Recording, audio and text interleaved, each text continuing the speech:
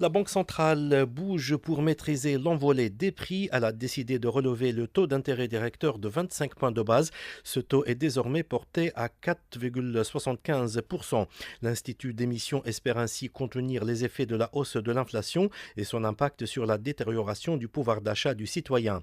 Dans quelle mesure cette décision va-t-elle contribuer à apaiser les tensions inflationnistes?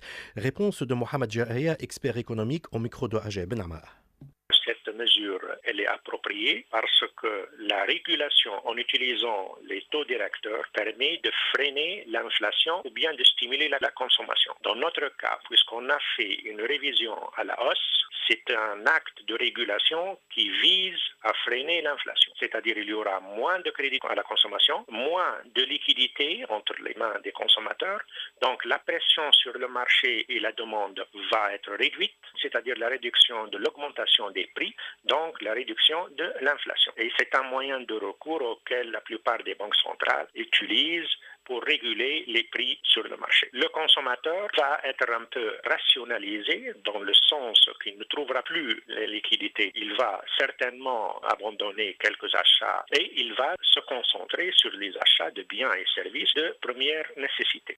Si le relèvement du taux directeur de la Banque centrale va frapper l'un des moteurs de la croissance, la consommation, il va également pénaliser l'entreprise. En effet, le crédit va coûter plus cher, ce qui va entraver l'investissement. Pour Mohamed Jahia, cette décision n'est que conjoncturelle en attendant des signes de détente.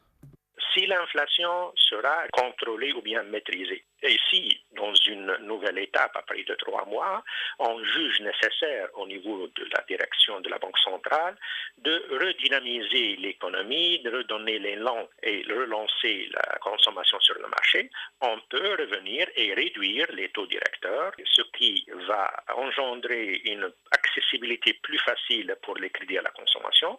Et bien sûr, là, la demande va s'accroître à nouveau, va augmenter, ce qui va dynamiser la machine économique.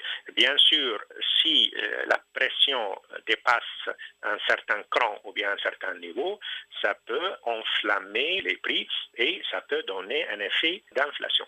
C'est la raison pour laquelle on considère ces mesures-là comme mesures de régulation parce que ça permet d'équilibrer l'offre et la demande à travers un moyen financier.